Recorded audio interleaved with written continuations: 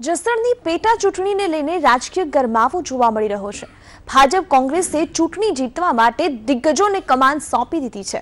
બંને પાર્ટીના નેતાઓ પ્રજા વચ્ચે જઈને મત માંગી રહ્યા છે અને ચૂંટણી જીતવાના દાવા કરી રહ્યા છે, પરંતુ સ્થાનિકોની સમસ્યાનું નિરાકરણ લાવવા એક પણ પાર્ટી દાવાઓ પણ નથી કરતી। ત્યારે આવો સાંભળીએ જસદણના પીપરડી ગામના લોકોની શું છે સમસ્યા।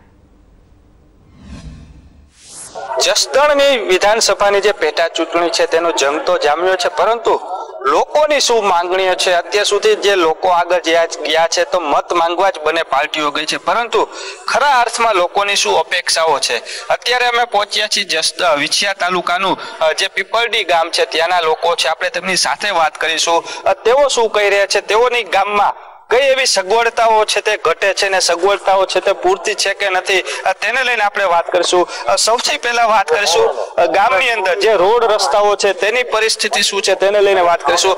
શું કહો છો તમારા ગામની પરિસ્થિતિ, રોડ રસ્તાની જો વાત કરીએ તો શું પરિસ્થિતિ છે ને શું માંગણીઓ છે? ના, ગામની અંદર લગભગ મોટા ભાગની શહેરીઓની અંદર રોડ રસ્તાઓ થઈ ગયા છે, પણ પાણીની જે તંગી હતી, જે 20-25 દિવસે પાણી આવતું, એ પાણી હવે આવવા માંડ્યું છે, પણ સબનું કામ ચાલુ છે। થોડા દિવસની અંદર પાણી વ્યવસ્થા પણ ઝડપથી થઈ જશે। શિક્ષણનું આમ જોવા જાવ સ્તર ઘણું નીચું કહેવાય વિસ્તાર પ્રમાણે, એમાં સરકારે થોડા પ્રયત્નો કરી અને એનો વિકાસ કરવો પડે।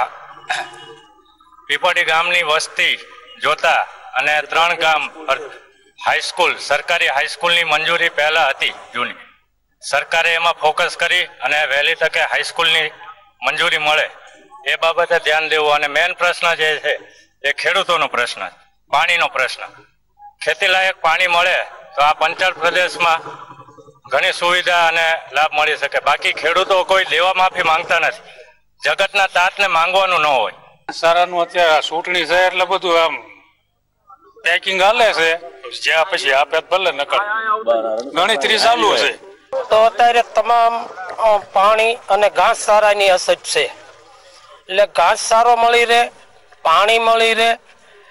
અને અત્યારે આ સરકારે તાત્કાલિક ખેડૂતોને તો કંઈક બિયારણના ને એવા કંઈક હેક્ટર દીઠ 6,000 સાડા 6,000 આપ્યા છે, બરોબર, પણ ઘાસચારા અને પાણીની વધારે તંગી છે।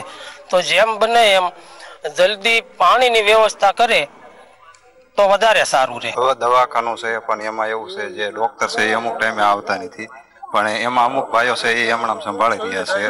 સુવિધા અમુક મળતી નથી અને સારી હોસ્પિટલની જરૂર છે।